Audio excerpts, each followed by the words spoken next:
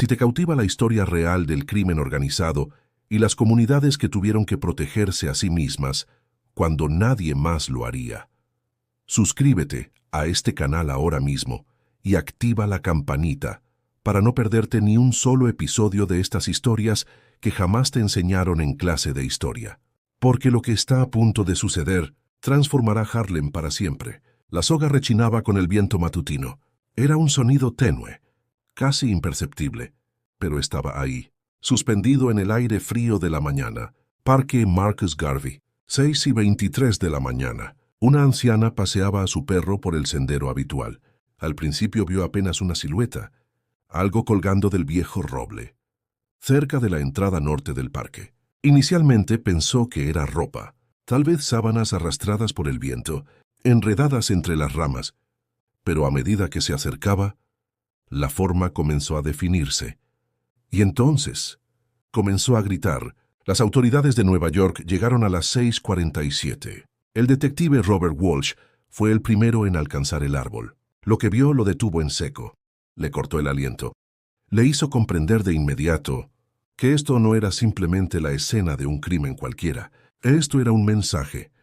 Un joven afroamericano, quizás 19 años de edad, tal vez 20, pendía de una soga atada a una rama gruesa. Sus pies se balanceaban a casi 1 metro del suelo, su cabeza inclinada en un ángulo que dejaba absolutamente claro que había fallecido lentamente, dolorosamente. Vestía una sudadera de la Universidad de Columbia, pantalones de color caqui, un zapato perdido. Sus manos exhibían profundas quemaduras causadas por la cuerda. Había combatido. Se había resistido con todas sus fuerzas. Había intentado liberarse desesperadamente, pero 5 hombres habían resultado más fuertes que un adolescente solo.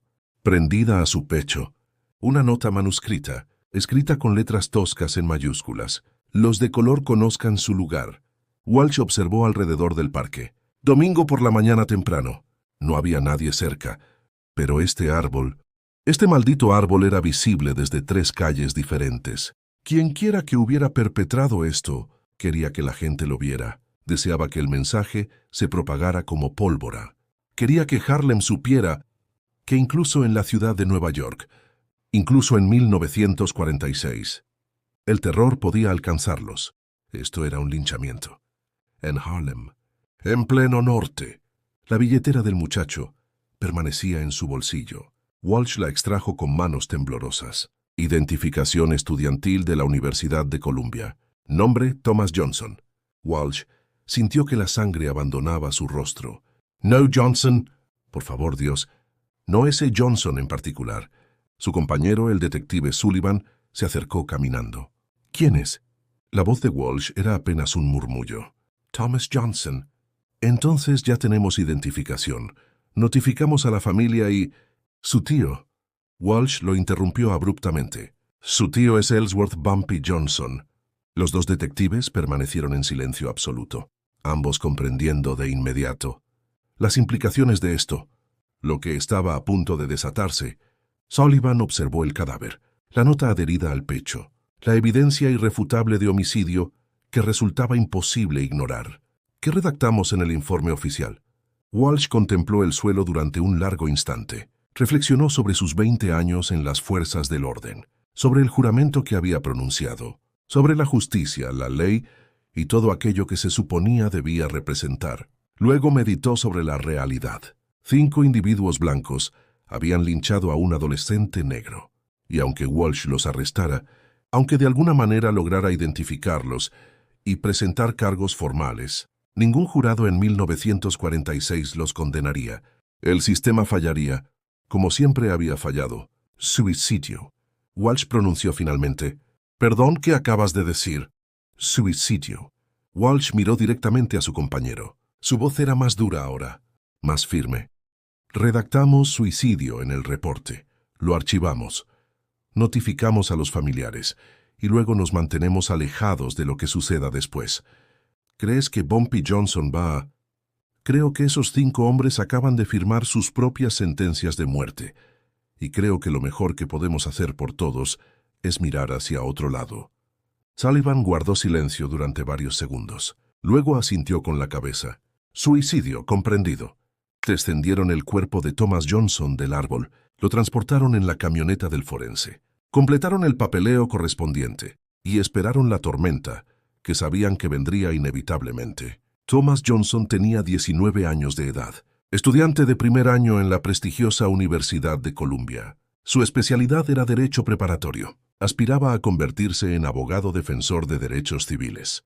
Quería combatir la injusticia dentro de las salas de tribunales, en lugar de hacerlo en las calles mediante la violencia. Era extraordinariamente brillante, de personalidad tranquila y reservada. Utilizaba gafas de montura gruesa. Transportaba libros académicos a todas partes. Sus profesores universitarios afirmaban que poseía una de las mentes legales más agudas que habían presenciado en años. Thomas residía junto a su madre, Ruth Johnson, la hermana mayor de Bumpy, en un modesto apartamento ubicado en la calle 135. Cada domingo por la mañana a las 6 en punto, atravesaba el parque Marcus Garvey para llegar a la iglesia bautista Abyssinia. Misma ruta, mismo horario, siempre.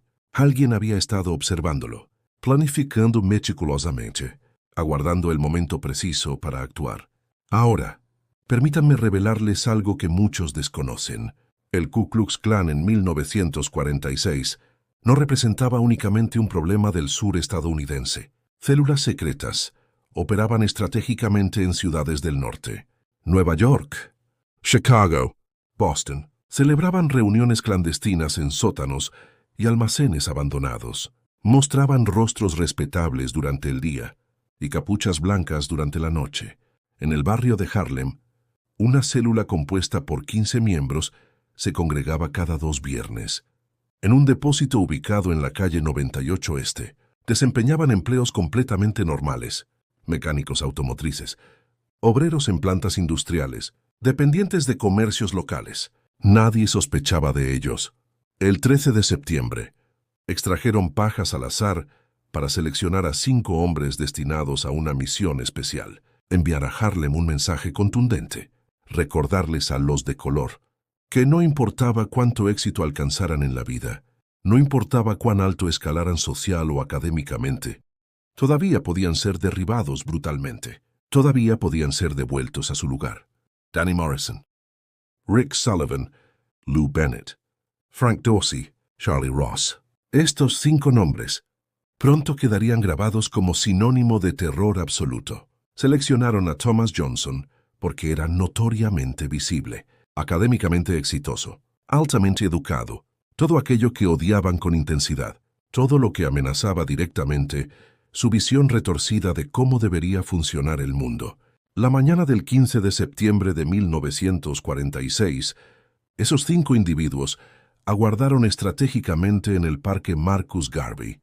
A las 6:05 de la mañana, Thomas Johnson ingresó al parque caminando tranquilamente, portando su Biblia entre las manos. Jamás llegó a la iglesia aquella mañana. Emergieron desde las sombras repentinamente. 5 hombres adultos, sin capuchas blancas esta vez. Esto no constituía una ceremonia simbólica, esto era pura ejecución. Thomas los divisó a tiempo. Intentó escapar corriendo. Logró avanzar quizás unos 6 metros antes de que lo derribaran violentamente. Luchó con todo su ser. Thomas era de complexión pequeña, 1,70 m de estatura aproximadamente, tal vez 63 kilogramos de peso, pero combatió con absolutamente todo lo que tenía. Sus anteojos salieron volando por el aire. Su Biblia cayó sobre la hierba húmeda. 5 hombres adultos lo sujetaron contra el suelo con fuerza brutal. Danny Morrison extrajo una cuerda de su abrigo oscuro, la misma cuerda con la cual había practicado atar nudos corredizos en su última reunión del clan. Thomas estaba llorando desesperadamente. «Por favor, no he hecho absolutamente nada malo, por favor, se lo suplico». Charlie Ross vaciló brevemente, por apenas un instante fugaz. Comprendió realmente lo que estaban perpetrando. No estaban castigando a ningún criminal peligroso, estaban asesinando a un adolescente inocente, al hijo amado de alguien. Pero Danny lanzó la cuerda sobre la rama del roble ancestral, colocó el nudo corredizo alrededor del cuello de Thomas y tiró con fuerza. Los otros 4 se unieron a él inmediatamente. Los pies de Thomas abandonaron el suelo. Pateó desesperadamente en el aire, jadeó buscando oxígeno Sus manos arañaron frenéticamente la cuerda que rodeaba su cuello, dejando quemaduras profundas que serían claramente visibles cuando las autoridades lo encontraran. Tomó 4 minutos completos, 4 minutos eternos de lucha agónica, de asfixia progresiva, de morir lentamente, mientras 5 hombres sostenían firmemente la cuerda y observaban sin emoción. Cuando Thomas finalmente cesó de moverse, adhirieron la nota a su pecho sin vida. Los de color conozcan su lugar. Posteriormente, se alejaron caminando con normalidad. Regresaron a sus existencias cotidianas, a sus familias esperándolos, a sus domingos matutinos habituales, confiados plenamente en que nada resultaría de esto, que las autoridades policiales mirarían hacia otro lado como siempre, que Thomas Johnson era simplemente otro muchacho negro fallecido más en una ciudad repleta de ellos. No tenían la menor idea de las fuerzas que acababan de desatar. Bumpy Johnson recibió la llamada telefónica a las 7:12 de la mañana. La voz de Illinois Gordon temblaba notoriamente. «Jefe, es Thomas, el hijo de Ruth. Lo descubrieron en el parque Marcus Garvey. Ya no está con nosotros». Bumpy no respondió palabra alguna. No podía articular nada. El teléfono se sentía extraordinariamente pesado en su mano. «Jefe, ¿cómo sucedió esto?» La voz de Bumpy sonaba completamente plana, desprovista de cualquier emoción. «Las autoridades afirman que fue suicidio». «Pero, jefe, había una nota dejada allí, del KKKK». Bumpy colgó el auricular sin pronunciar otra palabra. Permaneció sentado en su oficina privada durante 10 minutos interminables, completamente inmóvil como estatua, su mente reproduciendo obsesivamente cada recuerdo que guardaba de Thomas, enseñándole a jugar ajedrez cuando apenas tenía 8 años, observándolo graduarse de la escuela secundaria con honores, conduciéndolo en automóvil a Columbia durante su primer día como universitario, contemplando el orgullo radiante en los ojos de Ruth, mientras su hijo, el primero de toda su familia, cruzaba las puertas de aquel prestigioso campus universitario. Finalmente, Bumpy se incorporó lentamente, se colocó el abrigo. «Me dirijo a casa de Ruth». Ruth Johnson residía a 4 cuadras de distancia. Cuando Bumpy arribó al apartamento, ella se encontraba sentada en su sofá desgastado, rodeada de vecinos intentando inútilmente consolarla. Pero el consuelo simplemente no funciona cuando tu único hijo ha sido linchado salvajemente. Ruth alzó la vista cuando Bumpy ingresó a la sala. Sus ojos estaban completamente enrojecidos, devastados. Ella se encontraba sentada en su sofá desgastado, rodeada de vecinos intentando inútilmente consolarla. Pero el consuelo simplemente no funciona cuando tu único hijo ha sido linchado salvajemente. Ruth alzó la vista cuando Bumpy ingresó a la sala. Sus ojos estaban completamente enrojecidos, devastados. «¿Destruidos? Se llevaron a mi bebé». Bumpy se sentó junto a ella en el sofá. Tomó su mano temblorosa entre las suyas. «Lo sé, Germana. Las autoridades policiales declararon que fue suicidio. Afirmaron que Thomas se colgó a sí mismo. Mi muchacho jamás haría algo semejante. No constituyó un suicidio en absoluto». «Entonces, ¿qué fue exactamente?» «Fue asesinato premeditado. 5 hombres del KKK». El cuerpo entero de Ruth se estremeció violentamente, con sollozos incontrolables. Bumpy la sostuvo firmemente entre sus brazos. La dejó llorar desconsoladamente sobre su hombro. Y mientras sostenía a su hermana mayor, la mujer que lo había criado cuando sus propios padres fallecieron prematuramente, la mujer cuyo único hijo acababa de ser brutalmente arrebatado de este mundo, algo profundo se fracturó dentro del alma de Bumpy Johnson. O quizás algo se endureció como el acero templado, se volvió gélido, calculador, absolutamente mortal. «Ruth». La voz de Bumpy era inquietantemente tranquila ahora, demasiado tranquila para ser natural. «Necesito que confíes plenamente en mí». «Siempre he confiado en ti, hermano». «Las autoridades policiales no emprenderán acción alguna. El sistema judicial no hará absolutamente nada. Pero yo sí haré algo definitivo». Ruth lo contempló fijamente, a través de las lágrimas que nublaban su visión, a través del dolor insoportable que la consumía. «¿Qué es exactamente lo que vas a hacer?» «Voy a localizar a cada hombre que tocó a Thomas, y voy a asegurarme personalmente de que comprendan exactamente lo que perpetraron». «¿Los vas a matar?» Bumpy no respondió de inmediato. Luego, con voz calmada pero letal, la muerte resulta demasiado rápida y misericordiosa para ciertos hombres. Primero, deseo que sufran intensamente.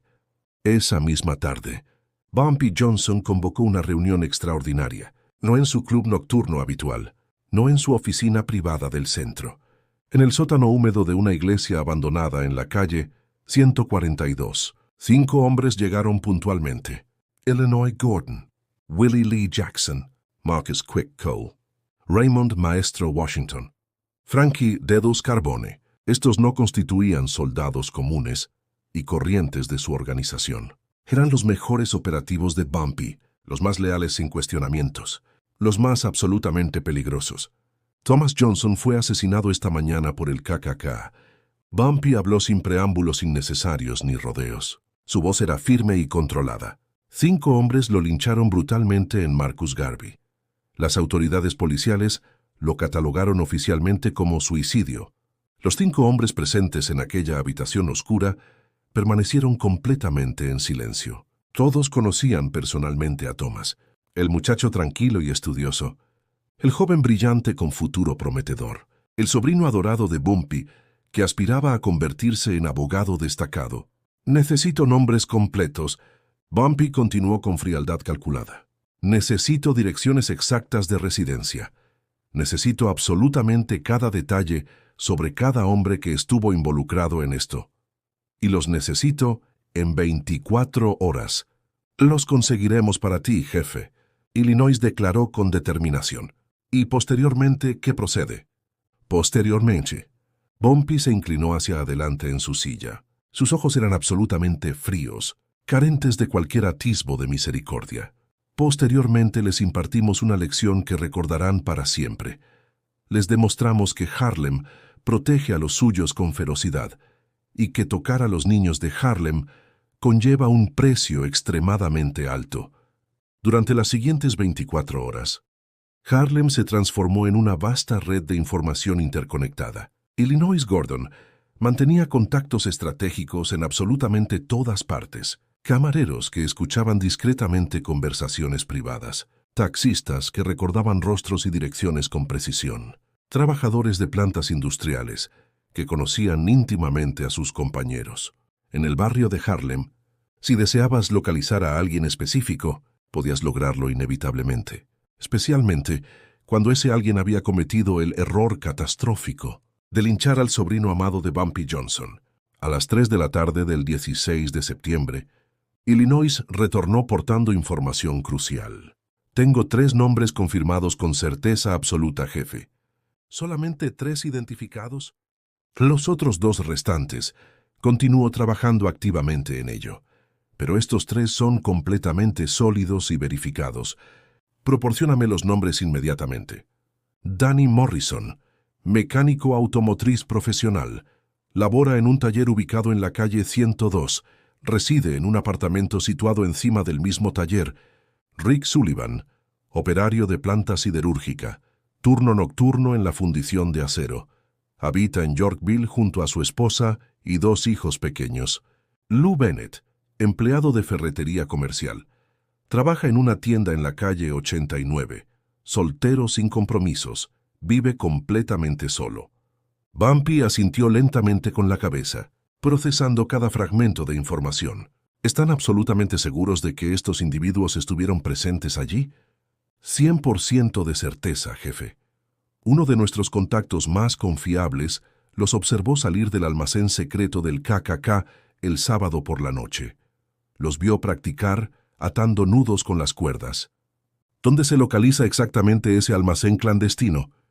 Calle 98 Este, edificio industrial abandonado.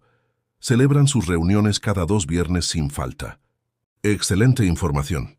Bumpy se puso de pie decidido. Iniciamos las operaciones esta misma noche. El plan estratégico de Bumpy no era en absoluto simple ni directo. No buscaba resultados inmediatos. Era absolutamente metódico, cuidadosamente calculado, diseñado no solamente para eliminar, sino para transmitir un mensaje que resonaría durante décadas enteras. No los eliminamos de manera inmediata, Bumpy explicó meticulosamente a sus hombres de confianza. Primero, destruimos sistemáticamente todo aquello que aman en la vida. Posteriormente, les otorgamos tiempo suficiente para reflexionar profundamente sobre ello, para comprender completamente lo que han perdido. Y entonces, culminamos definitivamente con ellos. Danny Morrison constituyó el primer objetivo. 16 de septiembre, 11:30 de la noche. Danny habitaba en soledad encima del taller mecánico, donde laboraba diariamente. Willie Lee y Quick Jackson ingresaron sigilosamente al edificio sin producir sonido alguno. Profesionales experimentados, expertos consumados. Danny se encontraba profundamente dormido, probablemente soñando placenteramente con su victoria de aquella mañana. Probablemente sintiéndose inmensamente orgulloso de sí mismo. Despertó abruptamente con una mano firme cubriendo su boca y una pistola presionada con fuerza contra su sien. No emitas ni un solo grito. Willie Lee susurró amenazadoramente junto a su oído. Si gritas en este instante, esto concluye rápidamente. Y créeme cuando te digo, tú no deseas eso en absoluto. Ataron a Danny firmemente a una silla resistente, no dentro de su apartamento personal.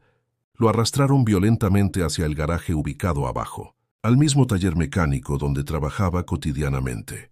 Quick Jackson accionó las luces brillantes del local. Willie Lee colocó una fotografía directamente frente al rostro de Danny. Thomas Johnson, vistiendo su sudadera característica de Columbia, sonriendo genuinamente a la cámara.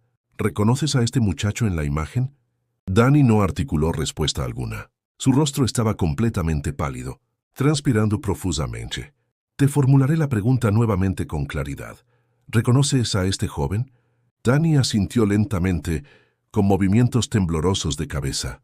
Excelente. Ahora te vamos a mantener una conversación muy extensa y vas a relatarnos exactamente lo que sucedió ayer por la mañana con lujo de detalles. Durante las siguientes 3 horas interminables, Danny Morrison habló copiosamente. Inicialmente se resistió con terquedad. Luego Quick utilizó estratégicamente un soplete industrial. No directamente sobre Danny todavía, sobre sus herramientas profesionales más preciadas, sobre su equipo especializado de trabajo, sobre absolutamente todo lo que Danny poseía materialmente, observándolo todo arder despiadadamente ante sus ojos.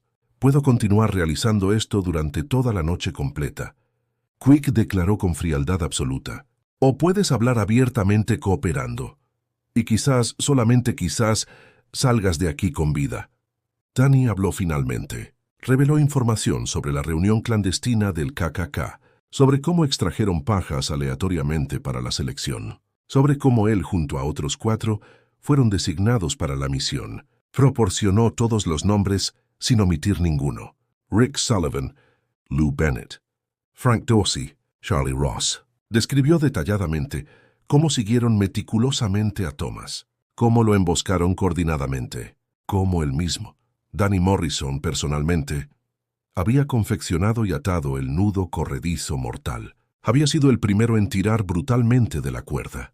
Cuando finalizó su confesión completa, Willie Lee dirigió su mirada hacia Quick, interrogativamente. ¿Qué procedimiento seguimos con este individuo? Bumpy especificó claramente que nada rápido ni misericordioso. Lo recuerdo perfectamente. Willie Lee se volvió directamente hacia Danny con expresión gélida. Esto es precisamente lo que va a acontecer ahora. Vamos a liberarte temporalmente, por el momento únicamente. Pero escúchame con absoluta atención. En exactamente 7 días calendarios estarás completamente muerto, y cada día hasta entonces vas a pensar obsesivamente en Thomas Johnson. Vas a reflexionar sobre cómo lo asesinaste cruelmente, y vas a comprender profundamente lo que se experimenta. Al esperar conscientemente la muerte inminente, lo liberaron de sus ataduras. Danny huyó corriendo desesperadamente. No acudió a las autoridades policiales. No podía arriesgarse. ¿Cómo explicas racionalmente que el KKK linchó a alguien inocente? ¿Cómo admites públicamente semejante atrocidad? En cambio, se ocultó completamente. Se encerró herméticamente en su apartamento y aguardó aterrorizado. Rick Sullivan constituyó el siguiente objetivo seleccionado. 17 de septiembre, 2 de la madrugada. Rick Laboraba en turno nocturno dentro de la planta siderúrgica. Finalizaba su jornada a las 2:30 de cada madrugada, puntualmente. Caminaba invariablemente las mismas 6 cuadras hasta su automóvil estacionado. Aquella madrugada específica, Marcus Cole lo esperaba pacientemente oculto. Rick jamás lo detectó aproximándose. Un golpe certero en la región posterior de la cabeza. Despertó posteriormente en el asiento trasero de un vehículo en movimiento. Manos firmemente atadas, boca completamente amordazada. Illinois Gordon conducía el automóvil con destreza. Marcus permanecía en el asiento trasero junto a Rick. Rick Sullivan, Illinois pronunció sin voltear la cabeza. Posees esposa legalmente casada. Posees 2 hijos pequeños, un varón de 7 años de edad, una niña de 5 años. Habitan en un bonito apartamento familiar en Yorkville. El pánico absoluto inundó instantáneamente los ojos de Rick. «Oh, ¿ahora experimentas miedo genuino? Sumamente interesante, porque ayer, cuando linchaste salvajemente a un muchacho inocente de 19 años, no parecías asustado en lo más mínimo». Condujeron durante 30 minutos completos, fuera de los límites de la ciudad, hacia un área densamente boscosa en Westchester, un lugar remoto, donde absolutamente nadie escucharía gritos desesperados. Lo extrajeron violentamente del automóvil. Lo ataron firmemente a un árbol robusto, el mismo tipo exacto de árbol, donde Thomas había fallecido agonizando. Marcus extrajo un bidón considerable de gasolina inflamable. ¿Comprendes exactamente lo que le acontece a la piel humana cuando se quema intensamente? Marcus vertió gasolina formando un círculo perfecto alrededor del árbol. No directamente sobre Rick todavía. Alrededor de él estratégicamente. Primero, la piel se torna completamente rojiza. Posteriormente se forman ampollas dolorosas. Luego, las ampollas explotan violentamente. Y si el fuego alcanza temperatura suficientemente elevada, la piel literalmente se derrite desprendiéndose. Encendió una cerilla pequeña.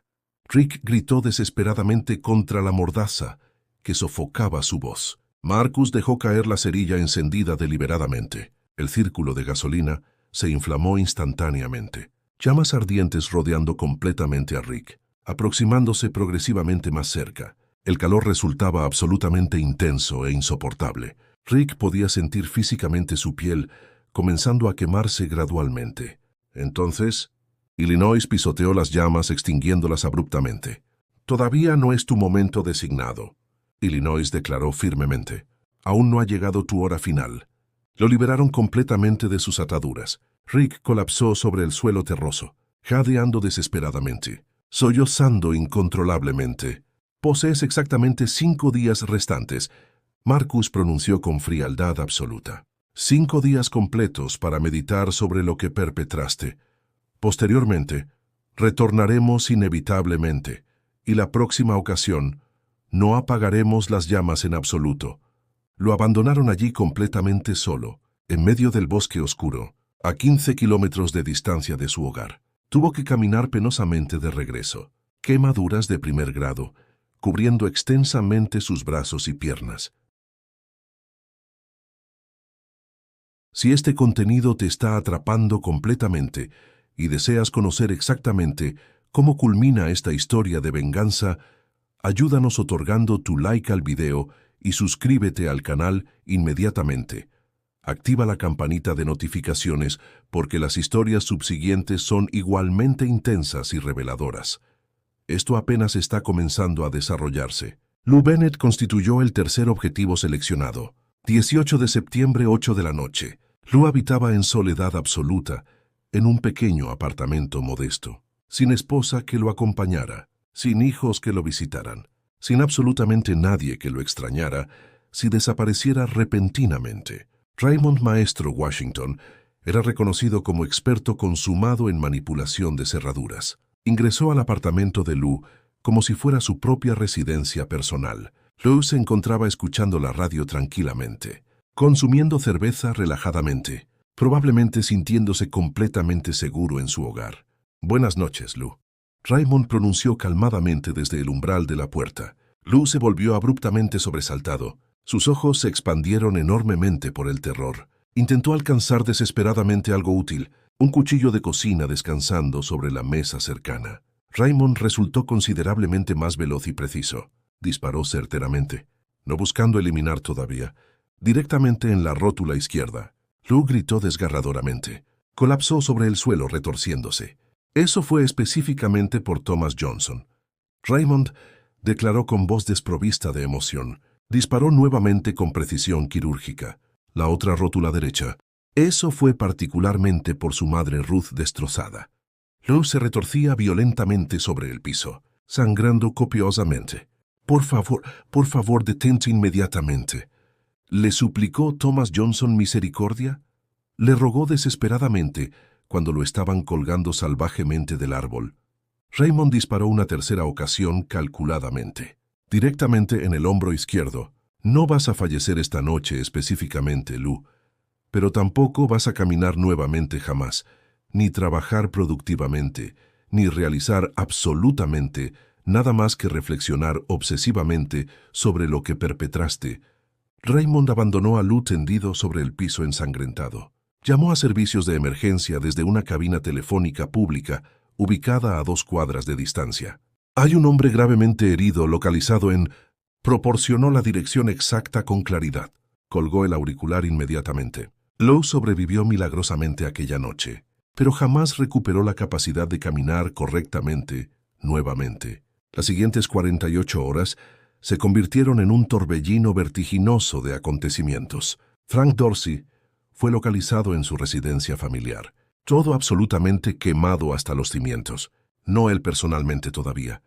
Su casa entera reducida a cenizas, todo lo que poseía materialmente, completamente destruido por el fuego. Una nota amenazadora abandonada sobre la acera. Te restan 4 días exactos. Charlie Ross, el único miembro que había vacilado inicialmente, el único que había manifestado incluso un destello fugaz de humanidad básica, recibió un tratamiento considerablemente diferente. Frankie Dedos Carbone lo localizó tranquilamente en un bar frecuentado. No lo lastimó físicamente en absoluto. Simplemente se sentó junto a él casualmente. Le adquirió un trago amistosamente. Charlie Ross, escúchame con absoluta atención y cuidado. Posees una opción disponible, una sola únicamente. Abandona Nueva York esta misma noche sin demora.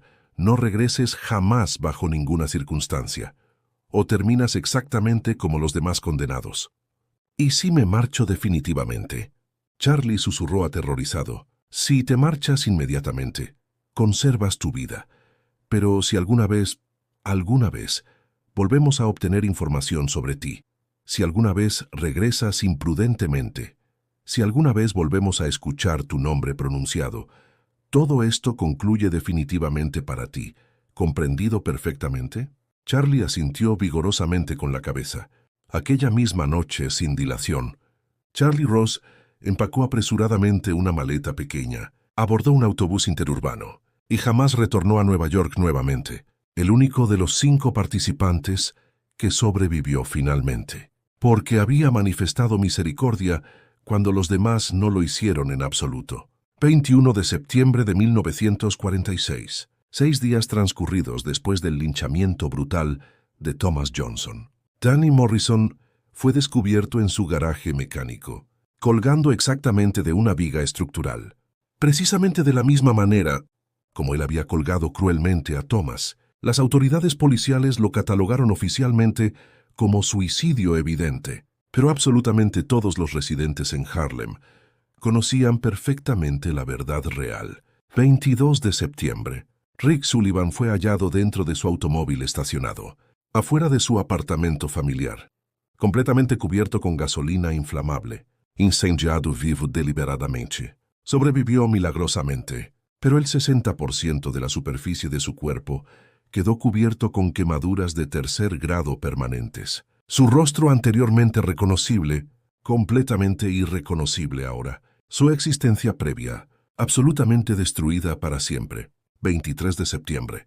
Lou Bennett fue descubierto abandonado en un callejón oscuro, todavía respirando técnicamente con vida, pero su mente consciente se había quebrado irreparablemente, murmurando incesantemente incoherencias sobre el muchacho colgado del árbol. Transcurrió el resto de su existencia completa, recluido en una institución psiquiátrica estatal. Frank Dorsey desapareció completamente sin dejar rastro, sin hogar donde refugiarse, sin dinero para subsistir, sin absolutamente nada restante, observado por última ocasión mendigando desesperadamente en las calles de Newark. Pero la venganza meticulosa de Bumpy no se detuvo meramente con esos 5 hombres específicos, porque ellos no constituían los únicos responsables directos. Existía una célula completa del KKK operando en Harlem. 15 hombres que se congregaban regularmente, que planificaban estratégicamente, que apoyaban activamente este tipo de terrorismo racial. Y Bumpy Johnson mantenía planes específicos para todos ellos sin excepción. 20 de septiembre, 10 de la noche. El almacén clandestino en la calle 98 Este. La célula del KKK se congregó para su reunión regular programada. Pero esta noche específica, la atmósfera resultaba completamente diferente, notablemente tensa, palpablemente asustada. Danny está muerto brutalmente. Uno de los miembros declaró con voz temblorosa. Rick se encuentra hospitalizado gravemente. Lou perdió completamente la cordura. Frank perdió absolutamente todo lo que poseía. Fue definitivamente Bumpy Johnson quien orquestó esto. Otro miembro afirmó con certeza. Obviamente fue Johnson personalmente. ¿Qué esperaban exactamente ustedes? ¿Linchamos a su sobrino amado y pensamos que no habría consecuencias devastadoras? La discusión se intensificó dramáticamente, voces elevándose progresivamente. Algunos miembros deseaban abandonar inmediatamente la ciudad. Otros insistían en permanecer y combatir agresivamente. Finalmente, procedieron a votar democráticamente. 10 miembros votaron por permanecer desafiantes. 5 miembros votaron por disolverse definitivamente. Los 5 que votaron por marcharse, incluyendo Charlie específicamente, abandonaron el local inmediatamente sin demora. Están cometiendo un error catastrófico. Charlie advirtió seriamente desde el umbral de la puerta. Ellos se aproximan inevitablemente. Que vengan si se atreven. Declaró desafiante uno de los hombres restantes. Estaremos completamente preparados para enfrentarlos. Charlie se marchó definitivamente. Abordó su automóvil apresuradamente. Condujo directamente hacia la estación de autobuses, afuera del almacén clandestino, ocultos estratégicamente en las sombras al otro lado de la calle. Bumpy Johnson junto a sus 4 hombres de confianza observaban silenciosamente. Contemplaron a los 5 abandonar el edificio. Contaron meticulosamente. 15 individuos ingresaron. 5 abandonaron. 10 permanecieron adentro. Illinois informó con precisión. Bumpy asintió lentamente con la cabeza, procesando la información estratégica. Entonces 10 individuos arderán esta noche. A las 11:45 de la noche exactamente, el ataque coordinado comenzó ejecutándose. Willie Lee junto a Quick Jackson se desplazaron hacia lados opuestos del almacén estratégicamente. Cada uno transportaba 3 cócteles Molotov preparados. Marcus Cole se posicionó tácticamente en la salida trasera del edificio. Illinois asumió control de la entrada frontal. Bumpy permaneció al otro lado de la calle, observando todo meticulosamente. A las 11:47 exactamente, el primer Molotov atravesó violentamente una ventana lateral. Posteriormente otro más. Y otro adicional. 6 botellas repletas de gasolina incendiaria. Estrellándose explosivamente dentro del almacén, el edificio completo estalló dramáticamente en llamas voraces. Los hombres atrapados adentro comenzaron a gritar desesperadamente, corriendo frenéticamente hacia las salidas disponibles. La puerta principal estaba encadenada sólidamente desde el exterior. Illinois la había asegurado herméticamente mientras ellos discutían internamente. La puerta trasera se abrió abruptamente. 3 hombres emergieron corriendo desesperadamente. Marcus Cole permitió que huyeran sin interferir. Estaban severamente quemados, profundamente traumatizados, completamente destrozados psicológicamente. Eso resultaba suficiente castigo. 7 hombres fallecieron horriblemente en aquel incendio voraz, atrapados irremediablemente dentro del edificio, incinerados completamente vivos. El informe oficial del Departamento de Bomberos: incendio accidental de origen desconocido, causa probable determinada, almacenamiento inadecuado de materiales altamente inflamables y destilación ilegal de alcohol casero. La investigación oficial del Departamento de Policía de Nueva York se clausuró definitivamente en 48 horas, sin sospechosos identificados, sin cargos presentados formalmente. El detective Walsh revisó el informe completo, lo agregó meticulosamente a su archivo creciente y jamás volvió a mencionar nada sobre el tema nuevamente. Para el 23 de septiembre, la célula del KKK operando en Harlem estaba completamente destruida. 5 hombres habían participado activamente en el linchamiento de Thomas Johnson. Danny Morrison, fallecido, colgado en su propio garaje mecánico. Rick Sullivan, permanentemente desfigurado de por vida. 60% de quemaduras corporales severas. Existencia completamente destruida. Lou Bennett, internado indefinidamente en hospital psiquiátrico. Mente irrevocablemente quebrada. Frank Dorsey, sin hogar permanente. Absolutamente todo lo que poseía, reducido a cenizas. Charlie Ross huyó precipitadamente hacia California. Jamás retornó a Nueva York. 10 hombres adicionales que habían votado por permanecer y combatir agresivamente. 7 fallecidos horriblemente en el incendio del almacén. 3 escaparon portando quemaduras severas y trauma psicológico permanente.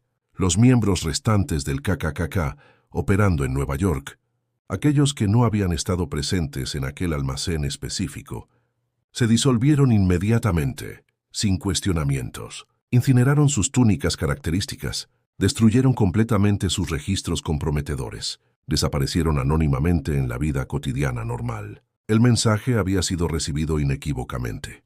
Harlem protege ferozmente a los suyos, toca a los niños de Harlem, y el costo será absolutamente todo. Más de 3.000 personas asistieron solemnemente al funeral de Thomas Johnson. En la histórica iglesia bautista Abisinia, el ataúd permaneció herméticamente cerrado. Ruth había insistido categóricamente. Deseaba que las personas recordaran a Thomas vivo, sonriendo genuinamente, rebosante de promesas futuras. Bumpy permaneció de pie junto a su hermana durante todo el servicio religioso, completamente silencioso. Su rostro no revelaba emoción alguna externamente, pero sus ojos transportaban un peso devastador que absolutamente nadie más podía percibir completamente.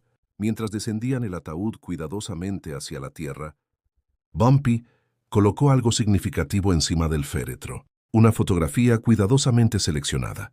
Thomas vistiendo su sudadera característica de Columbia, sosteniendo un voluminoso libro de derecho, sonriendo radiante a la cámara, y 5 fotografías adicionales reveladoramente sombrías. Danny Morrison colgando sin vida, el rostro horriblemente quemado de Rick Sullivan, Lou Bennett siendo transportado desde el bosque, la casa completamente destruida de Frank Dorsey, el almacén ardiendo ferozmente. Debajo de las imágenes, una nota manuscrita. Thomas, pagaron su deuda completa. Todos ellos, sin excepción, cada hombre que te tocó brutalmente, cada hombre que los apoyó activamente. Harlem entregó justicia definitiva. Descansa tranquilo y en paz, sobrino querido. Tu madre está completamente a salvo. Tu vecindario está absolutamente protegido. Nadie perpetrará esto nuevamente jamás. Lo prometo solemnemente. Tío Bumpy. Ruth observó detenidamente las fotografías reveladoras. Colocó su mano temblorosa sobre el brazo de Bumpy. ¿Se terminó definitivamente todo esto? Se terminó completamente. ¿Comprendieron finalmente? ¿Experimentaron lo que yo experimenté? Bumpy contempló directamente a su hermana con profundidad. Cada uno de ellos comprende la pérdida devastadora ahora. Comprende el dolor insoportable. Comprende exactamente lo que se experimenta al tener absolutamente todo arrebatado violentamente. Ruth asintió lentamente con la cabeza, procesando todo. Bien hecho. Colocó delicadamente una flor sobre el ataúd. Mi bebé amado aspiraba a convertirse en abogado destacado. Deseaba combatir la injusticia dentro de las salas de tribunales. Lo sé perfectamente. Pero las salas de tribunales le fallaron miserablemente. Las autoridades policiales le fallaron completamente. El sistema judicial entero le falló rotundamente. Lo sé, Germana. Ruth contempló fijamente a Bumpy con gratitud profunda. Así que tú te convertiste en su justicia personal. Así es exactamente. Gracias infinitas. Permanecieron unidos mientras el ataúd desaparecía gradualmente en la tierra, mientras 3.000 personas procedentes de Harlem se despedían solemnemente del abogado prometedor que jamás tendrían, del futuro brillante que había sido brutalmente robado. ¿Qué opinas, sinceramente, sobre esta historia impactante? ¿Constituyó esto justicia legítima o venganza personal? Cuando las autoridades legales catalogan un linchamiento evidente como suicidio, ¿qué alternativas restan disponibles exactamente? ¿Dónde se traza precisamente la línea divisoria? Déjame conocer tus reflexiones honestas en los comentarios abajo. Y si todavía no te has suscrito al canal, suscríbete inmediatamente ahora y activa la campanita de notificaciones, porque poseemos muchas más historias absolutamente increíbles sobre Bumpy Johnson. Los momentos que definitivamente no llegaron a los libros oficiales de historia. Las ocasiones cuando un hombre solitario se interpuso decididamente entre su comunidad y el terror absoluto. En 1963, 17 años transcurridos posteriormente, un reportero periodístico le preguntó directamente a Bumpy Johnson sobre Thomas, sobre los acontecimientos de septiembre de 1946. Señor Johnson, los rumores han persistido tenazmente durante años, afirmando que usted fue directamente responsable de las muertes y ataques perpetrados contra 12 hombres durante septiembre de 1946. Hombres que supuestamente estaban conectados directamente con la muerte de su sobrino. ¿Desearía usted comentar algo al respecto? Bumpy contaba 61 años de edad cronológica, todavía mentalmente agudo, todavía potencialmente peligroso, pero cansado profundamente, de maneras que la juventud jamás comprende completamente. Mi sobrino aspiraba a convertirse en abogado profesional. Deseaba combatir la injusticia mediante el sistema legal establecido. Creía fervientemente en las salas de tribunales, en los jueces imparciales, en la ley escrita. ¿Y usted personalmente? Yo también creía en la ley firmemente, hasta que la ley catalogó el linchamiento evidente de mi sobrino como suicidio voluntario, hasta que las autoridades policiales lo archivaron burocráticamente sin emprender acción alguna, hasta que el sistema en el cual Thomas creía apasionadamente le falló absolutamente por completo. Entonces, tomó usted la justicia en sus propias manos personalmente. No tomé absolutamente nada que no me correspondiera. La justicia era debida legítimamente. Las cortes judiciales se negaron a entregarla. Consecuentemente, vino procedente de otro lugar alternativo. Pero ¿no lo convierte eso a usted en alguien igualmente malo como... ¿Como quién es exactamente? La voz de Bumpy resonó filosa ahora, cortante, como los hombres que lincharon salvajemente a un joven inocente de 19 años por ser negro y educado simultáneamente, como las autoridades policiales que encubrieron activamente el crimen, como un sistema corrupto que ha estado fallando sistemáticamente a las familias afroamericanas desde que se fundó originalmente este país. El reportero guardó silencio absoluto, incapaz de responder. ¿Desea saber si me arrepiento genuinamente de mis acciones? Bumpy continuó inexorablemente. Me arrepiento profundamente de que resultara necesario actuar así. Me arrepiento de que en 1946, un año después de combatir una guerra mundial contra el fascismo extranjero, todavía tuviéramos que combatir el terrorismo doméstico aquí en nuestro propio territorio. Me arrepiento de que mi sobrino falleciera creyendo ingenuamente que el sistema lo protegería adecuadamente.